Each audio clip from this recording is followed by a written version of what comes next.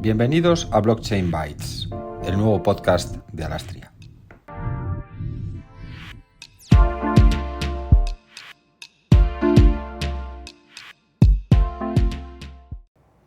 Hola, bienvenidos a Blockchain Bytes, el podcast oficial de Alastria, un espacio dedicado a conversar con expertos sobre tendencias, novedades y sobre la actualidad en torno a las tecnologías descentralizadas.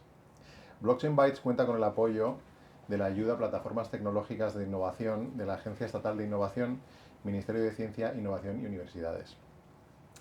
En las últimas semanas hemos venido siguiendo un poco la tendencia y las palabras de Vitalik Buterin, uno de nuestros gurús, que él suele publicar en su blog, y está esbozando una evolución de Ethereum que podría redefinir la eficiencia, accesibilidad y requisitos de almacenamiento de la red.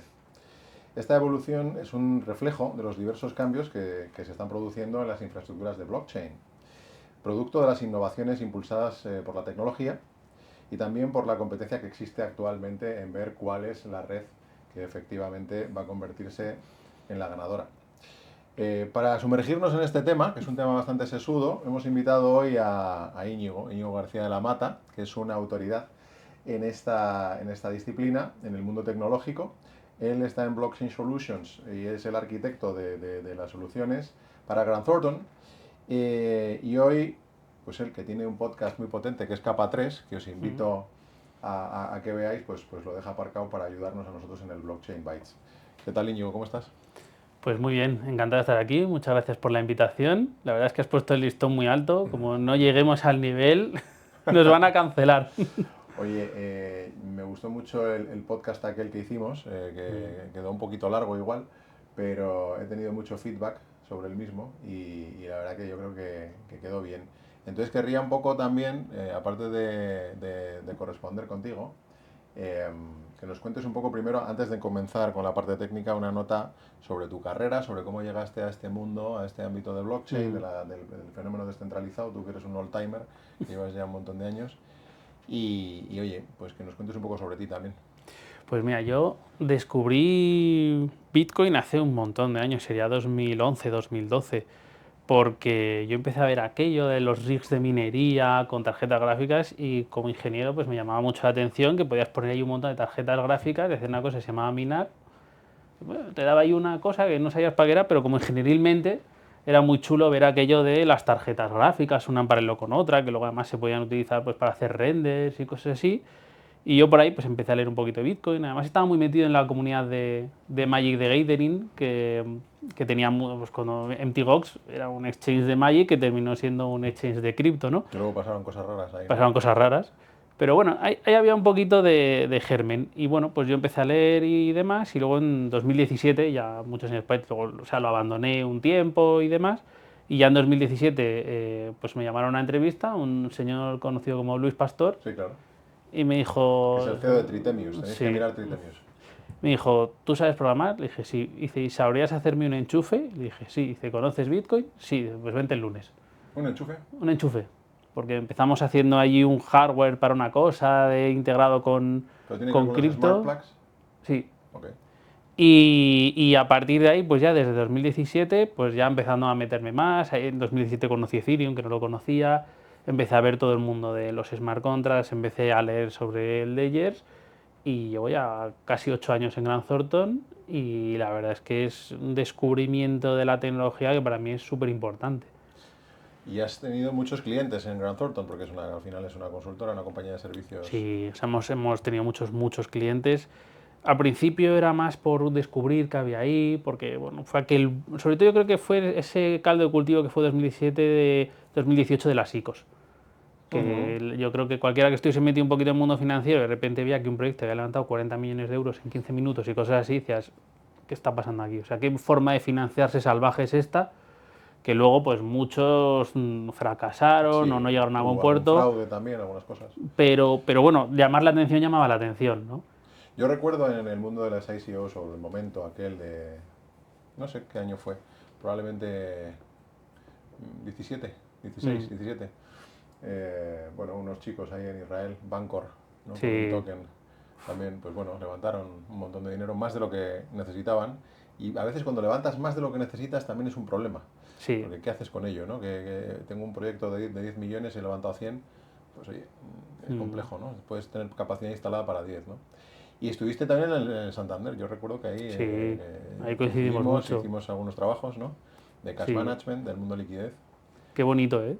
Bueno, eso Qué estaba muy bien. descubrimiento. O sea, yo no conocía el mundo de las infraestructuras de pagos y te digo que me gusta mucho. A partir de ese momento empecé a leer y me gusta mucho el ecosistema de infraestructuras de pagos, que me parece una cosa muy tradicional y demás. Es súper interesante. O sea, cómo funciona Swift, Sí. todo lo que es el ecosistema de transacciones, todo lo que es el pre-trading, el trading, el exchange, el settlement, todo eso técnicamente es muy bonito. Sí, yo creo que aquí en este podcast lo hemos comentado alguna vez y un poco está en el leitmotiv de Alastria. Hay que conocer bien cómo funciona el mundo tradicional o el mundo actual para poder ensoñar o visualizar dónde vamos, ¿no? Y creo que para pintar un poco en términos de infraestructura las que van a ser necesarias en el futuro, hay que conocer las capas que tenemos hoy, que no se llaman capa 1, capa 2, pero son unas capas al final, Sí. montadas en tecnología tradicional, pues para hacer los servicios necesarios para dar servicio a clientes, ¿no? Y además, fíjate que de todo esto además hemos creado una gran comunidad, porque yo me acuerdo que éramos poquitos y sobre todo yo creo que es una de las cosas que más he vivido estando en Grant Thornton y estando en Alastre, estando en Santander, es que hemos ido construyendo esa comunidad que muchas veces decimos, es que íbamos a un evento y no vemos siempre los mismos. Bueno, llevamos 7 años siendo los mismos y esa comunidad lo que hace es ir creciendo, no se ha caído gente por el camino, ¿no? Esto es una comunidad muy agregada, que creo que también trae mucho valor, o desde mi perspectiva es de lo que más me ha hecho venir y quedarme en este mundo. Y tú has colaborado con nosotros, ¿no? En Alastria has estado siempre en los Sí. equipos de voluntarios y demás. Esas dinámicas, ¿cómo se producen? Bueno, es que yo me acuerdo cuando era Red Lira, puede ser, Sí. ya en sus Al principio se inicios, llamaba así, sí. y desde siempre metí en el grupo de identidad, que la verdad es que también fue otro descubrimiento de cómo se estructuraba, cómo se articulaba la filosofía de la identidad descentralizada, y desde Sí. ahí la verdad es que El tema de identidad es un tema que hemos cubierto vía otros podcasts con otros expertos, pero yo sí, efectivamente veo que tú has contribuido mucho a esa parte, con Juan Tavira y más gente sí, bueno, que sí que tienen pasión por esto. Y ahora también tienes un momento, ¿no? Porque tienes el dossier de EIDAS, al final permite utilizar blockchain para determinadas cosas. ¿Cómo ves ese tema de identidad? pues para mí va a ser una de las grandes capas, fíjate. O sea, Ok. la capa de identidad, todos los protocolos de identidad ahí se van a articular, yo creo que va a ser de esos pilares que fundamenten el futuro de esto, porque ahora mismo, o una de las principales críticas que siempre se nos ha hecho a los que estamos en el mundo, no, es que esto es muy poco trazable, no se puede seguir, y es como, a ver, es muy poco trazable, no. Digo yo que si tengo una dirección, sé todo lo que ha hecho, pero al milímetro Claro. y al instante. Otra cosa es que de la dirección hacia afuera, vincularlo con una persona yo no puedo, de forma directa. Pero claro, el momento en que metes la capa de identidad ya lo tengo vinculado con una persona. Ya que me Por la digan, pseudonimicidad que claro, tiene la red. es que la pseudonimia ha hecho posibles muchas cosas y tiene su sentido y su fundamento, pero tener la posibilidad de hacerlo completamente anonimizado en vez de anonimizado, también creo que es muy interesante. Tiene potencia. Bueno, nos metemos un poco en la parte de capas, ¿no? Tu podcast se llama Capa 3. Yo el tema de las capas me parece relevante. Lo hemos comentado en alguno. El podcast originario más bien, inaugural, lo hicimos con Julio Faura, hablando de layers. Él nos hablaba un poco de la necesidad de layers. Alastria siempre tuvo la vocación de ser un layer, probablemente el layer 0, porque los layer 0 son las redes públicas, pero sí, digamos, ser la infraestructura de base, lo que hay por debajo, ese sustrato probablemente opaco que no lo piensas pero tiene que estar, que existe en otras industrias. Siempre necesitas ese intercambiador neutro de la información o del valor en este caso. Pero cómo hemos ido construyendo diferentes capas como una lasaña. ¿Puedes describir un poco a la audiencia para que tengan más claro este concepto de capas, lo Claro. que se entiende por capas y qué papel juega cada una? Claro, y ahí por explicar un poco lo de capa 3 es porque yo sí, ahora te doy mi visión, ¿vale? Pero yo decía, bueno, tenemos las layer 1, que es donde están los bloques, tenemos las layer 2, que es donde están ya más los casos de uso quizás, tenemos la capa 3, ¿no? Que es donde están las personas, ¿no? Por eso lo llamamos capa 3. Pero lo cierto es que ahora lo vas pensando y vas diciendo, bueno, es que realmente para mí la capa 0 es Internet. Y creo que esto es muy básico. O sea, si no hay interconexión, si no tenemos la capacidad de conectar equipos, dispositivos, ordenadores, nunca tendríamos nada. Nunca tendríamos un layer de nada porque no tendrías un equipo con una red y de ahí no saldría, ¿no? Sería una cosa no funcionaría, ¿no? Entonces yo ahí no me gusta olvidarnos de que esto está construido sobre Internet y que eso puede tener sus ventajas y también sus limitaciones. Luego encima de eso vendría, ¿no? Cuando se empezó, sobre todo en la burbuja las.com, que ya la viví de pequeño pero la he estudiado mucho, esa necesidad que empezó a surgir de que empezaba a haber mucha tienda, mucha cosa, mucho negocio en Internet y no tenía capacidad de medio de pago. Entonces que de repente pues, empezaba a surgir pequeñas ideitas y demás, hasta que en 2009 llega Bitcoin, también yo creo que un poco como, ¿no? Respuesta a la crisis de 2008, pero creo que uno de esos principales motivadores, porque realmente Bitcoin no inventó nada, o sea, Satoshi no inventó nada, juntó muy inteligentemente piezas que ya existían, o sea, de una manera brillante, eso sin duda. Hay un proyecto originario inicial de oro digital, Sí, que siempre se habla de él, ¿no? No sé cómo se llama, el Bullion creo que se llama o algo así. Entonces sí que lo toman, ¿no? Toman la inspiración de cómo representar oro digital y que tenga Claro. los principios de un metal precioso.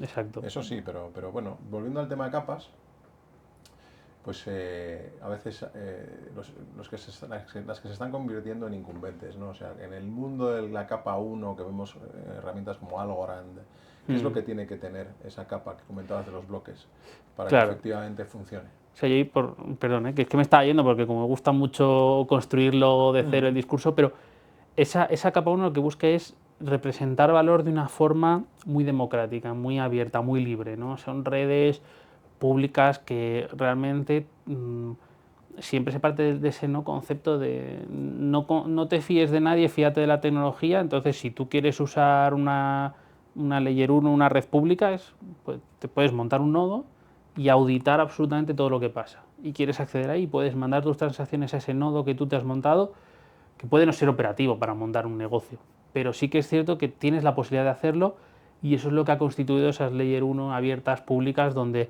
se ha congregado una gran comunidad que ve sentido a esa red, que le ve capacidad de futuro, que le da valor a ese token, porque dice, oye, aquí somos muchos construyendo valor, construyendo casos de uso, y el que haya mucha gente queriendo un token hace que eso, pues que haya precio, que haya demanda, filosofía de mercado, pues eso funciona. Entonces ahí es donde yo veo que esas Layer 1 es lo que constituyen, ¿no? Esas grandes comunidades que se unen con un fin pues, de crear ese valor, ese Internet de valor y ser capaces de utilizarlo.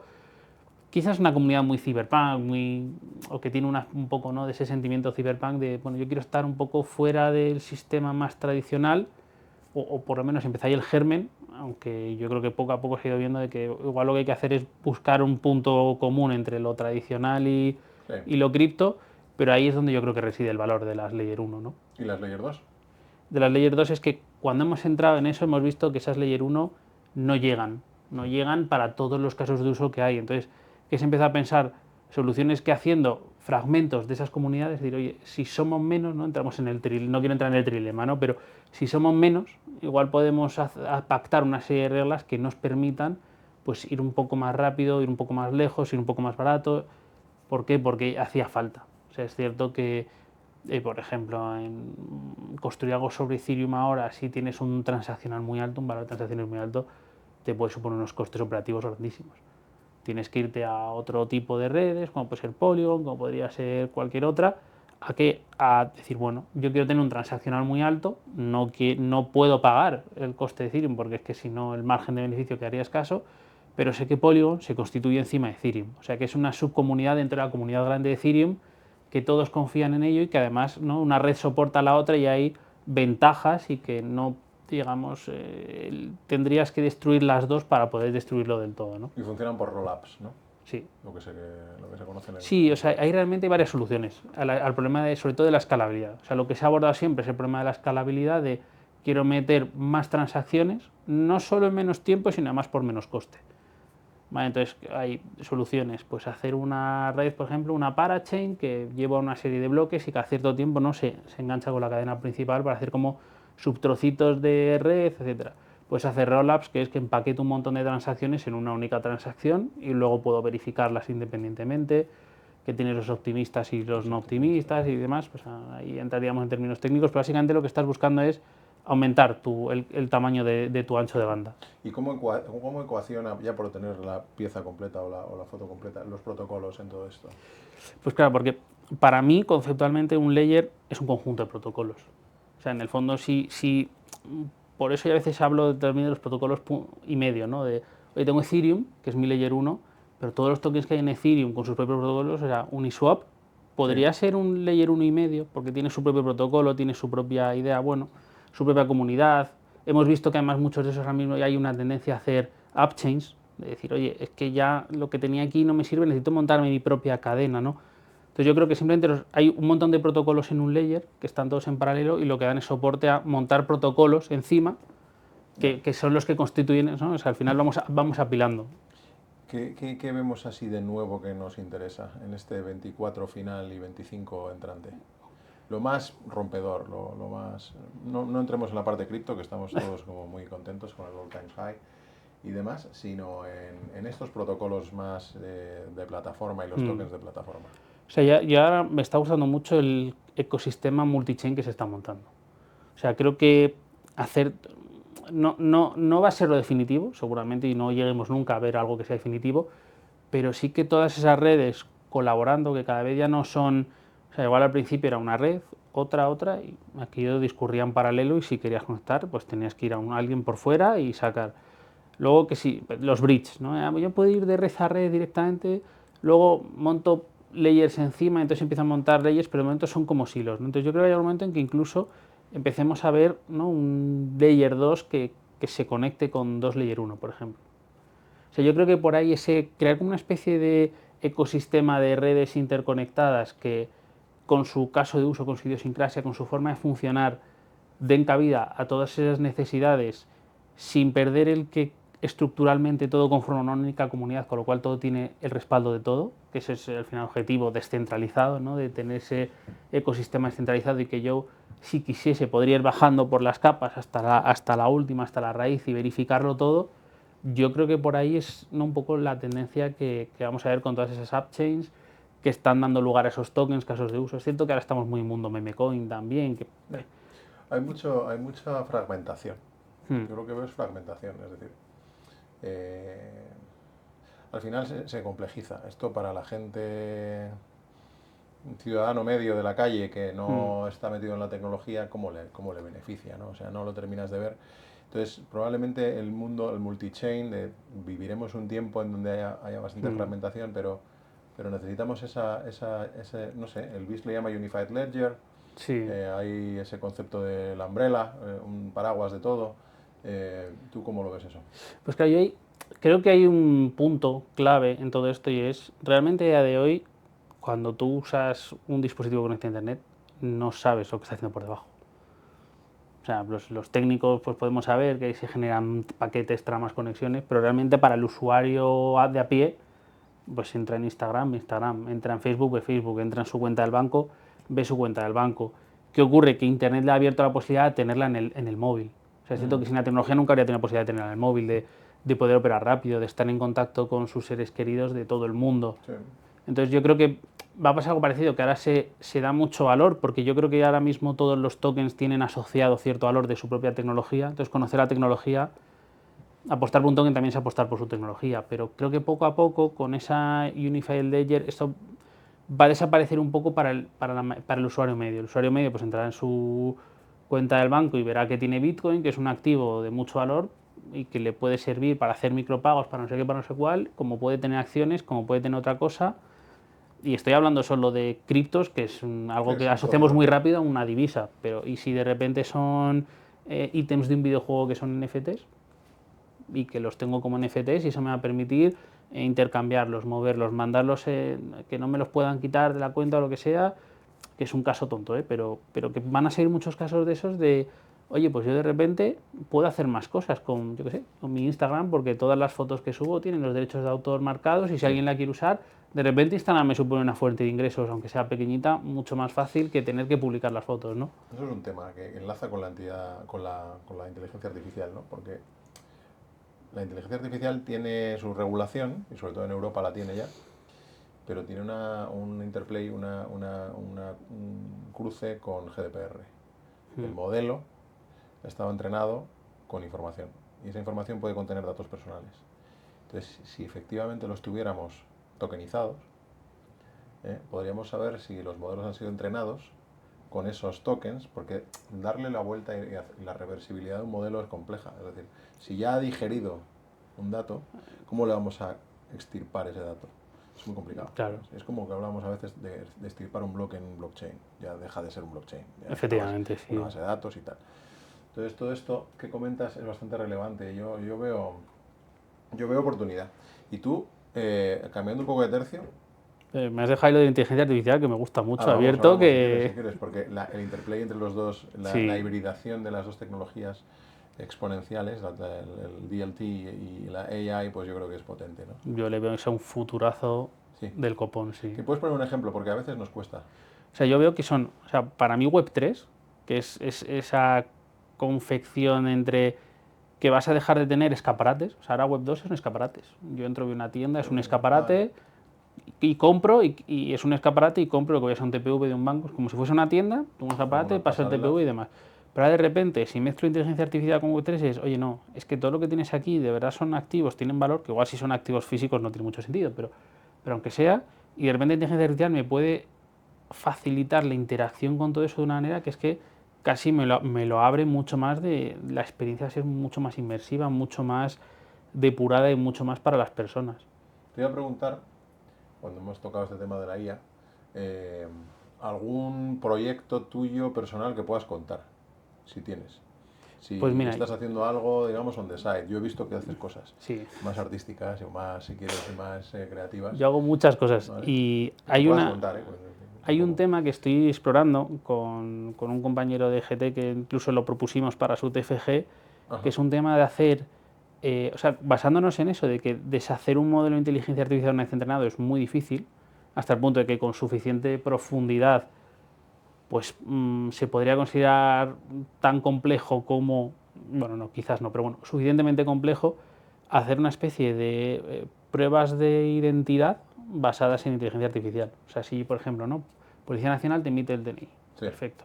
Pues ahora van y entrenan un modelo de inteligencia artificial que reconoce tu cara entre cualquier cara de cualquier persona del mundo con una fiabilidad del 99,999%. Y eso te lo dan a ti. Y es un modelo que, una vez entrenado con tus fotos, sacar de ahí tu cara pues puede ser altamente complejo, ¿no? De hecho, estamos estudiando cuál es ese nivel de complejidad para ver qué nivel de seguridad tiene. Entonces, de repente tú llevas en tu DNI un modelo de inteligencia artificial que viene firmado por Policía Nacional, o sea, ahí entraría la identidad digital. Entonces, tú de repente metes tu DNI en el aeropuerto y pum, eres tú o no eres tú. Y no hay opción de duda, no nada, porque han ejecutado el modelo de identidad que reconoce tu cara, entrenado por Policía Nacional, verifican todas las firmas que todo es correcto. De repente tienes un mecanismo de reconocimiento de acceso pseudobiométrico, bueno, no sería exactamente biométrico, pero pseudobiométrico, brutal, ¿no? Es uno de los casos de uso que están exentos y permitidos en la Ley Act, porque hay casos que están prohibidos, pero el de seguridad nacional y el de screening de pasajeros y demás, está permitido porque se entiende que va claro, a un bien mayor o a un bien para la sociedad, ¿no?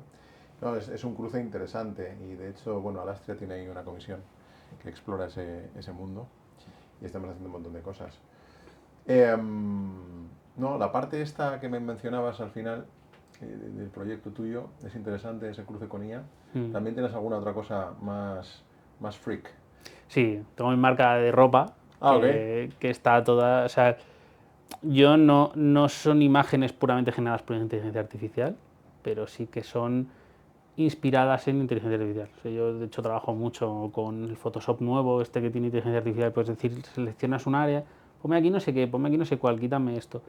Entonces yo con eso me hago una especie de maqueta, luego me lo llevo al iPad y ahí ya lo perfilo, vamos, lo utilizo de plantilla y le doy algún diseño, algún detalle. ¿Y qué personajes salen? ¿Salen así? No, todo cosas frikis, cosas frikis sin licencia. Okay. Pero pues de Star Wars, de Star Trek, también de temas así un poco inclusivos también, ¿no? Por así tener un abanico muy wide de lo freak que a mí me apasiona. Desde luego, ¿no? Ese es un mundo que da para muchísimo. Y yo creo Generando comunidad. ¿no? Y tiene cruce con nuestro, con el mundo, con el ámbito del blockchain, ¿no? Tiene una comunidad ahí detrás. Sí, de hecho, yo quería constituir, de hecho tengo otro proyecto artístico, lo único es que no soy capaz de hacerlo, que es una... ¿Tú sabes las bombers estas que tienen como las pegatinas puestas? Sí, claro. Pues, Eso es de los 80, macho. sí, pues lo mismo, pero yo te había hecho una que tiene un QR, entonces tú lo enchufas con el móvil y de repente en esa bomber te salen todos los parches son NFTs. Ah, vale. ¿Y eso no has sido capaz de...? No, porque estoy todavía aprendiendo modelado 3D. Entonces, pues mi idea era meterlo con un filtro de Instagram. Entonces, imagínate, te hacen una foto en Instagram con tu bomber y de repente salen todos tus NFTs puestos en la bomber como tú lo hayas configurado, ¿no? Como una especie de avatar dinámico. Un rollo aviador o rollo Sí. lo que tú quieras, ¿no? Sí, entonces de repente yo tal, y como es la mía, pues son mis NFTs, ¿no? Y si me regalan uno, lo pincho, y si me lo cambian, pongo otro, y yo tengo mi aplicación donde puedo modificarlo, puedo decir, pues ahora tengo mi monkey este que me han dado, no sé qué, y lo pongo en grande. Claro, tú en la bomber no lo ves, pero cuando sale una foto, lo metes en una red social, no sé qué, automáticamente te pone el filtro y te plancha, o sea, te renderiza sobre tu figura el cacharro. Es un tema. Y estoy aprendiendo en renderizado Tenemos 3D que probar eso. porque de momento me salen unas mierdas. Tenemos que probar eso con más... No sé, se me están ocurriendo cosas. Oye, no, muy bien. También una pregunta que un poco llegando al final también ya del podcast. Todos nos dicen que el 2025 es el año. Por varias razones, ¿no? Aparte de por el rally cripto que tenemos y quizá geografías que están ahora más favorables al fenómeno. También es por madurez, ¿no? Yo creo que es porque llegamos ya a un momento en donde pues llevamos casi 10 años con esto. En 25 se cumplirán casi 10 años de que estamos en esta industria. Y tiene que ocurrir, ¿no? O sea, en términos de infra, en términos de proyectos, colaboración público-privada, casos de uso, yo creo que está todo mucho más maduro. Pero es verdad que hemos vivido una limpieza en este ecosistema. Había cosas muy locas que no terminaron de ocurrir, había cosas que no tenían sentido, pero probablemente lo que se queda en un proceso de limpia siempre es lo que prevalece. ¿Tú cómo ves el 25? Pues yo creo que hay mucha gente que se las ha dado de gurú, pero lleva diciendo que este es el año, los últimos 7 años, entonces así también soy yo gurú, pero sí que es cierto que creo que este año, no sé si va a ser año, pero desde luego va a ser un año muy bueno, porque vienen muchas cosas. Es cierto que ya no se ven proyectos tan locos, o sea, todo lo que se ve ya es como más tangible, más o sea, y ahora ya lees un white paper y es una idea de negocio. No es como antes que leías un white paper y el 80% era el gambling que había sobre la venta de los tokens, ¿no? Entonces, gente tratando de hacerse rica rápidamente. Entonces yo le empiezo a ver sentido. Además ya si te fijas que salen menos layers 1, salen más tokens, más aplicaciones, más protocolos, más, oye, vamos a darle sentido a esto. Está Farcaster, la red esta social, que creo que está también empujando mucho. Toribio habla de ella todo. Sí. Cuenta un poco eso es. Pues es una especie de Twitter con esteroides, pero muy centrada en la comunidad cripto. Sin hate. Sí, bueno, eso hay en todas las redes sociales. No es en una red social si no hay hate, pero sí que muy orientada a la comunidad cripto. Hay mucha gente ahí dentro, se habla de cosas muy interesantes. Farcast. Y tienen lo de las aplicaciones estas que se meten dentro de Farcast. Esta está muy pensado para ser como una red social descentralizada, que ya empezó Mastodon cuando fue todo lo del cambio de Twitter a X.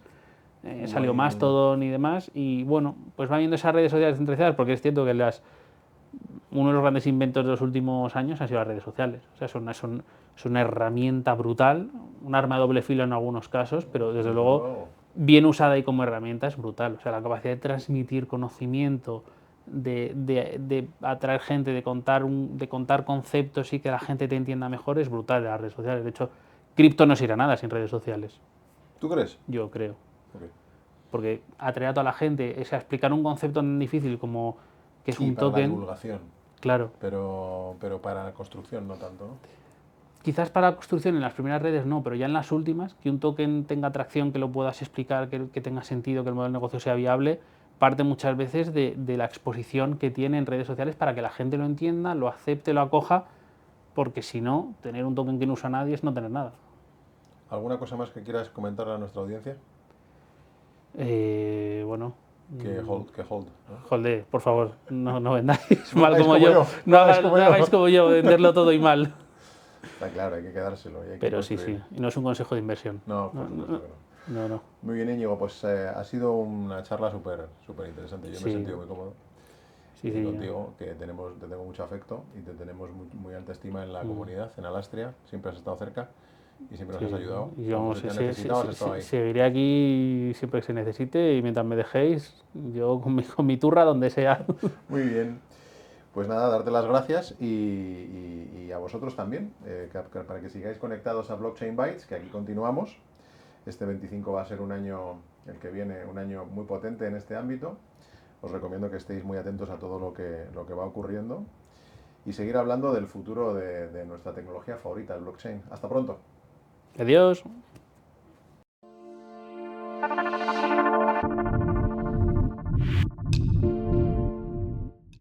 Nos vemos en un nuevo episodio de Blockchain Bytes, el podcast de Alastria.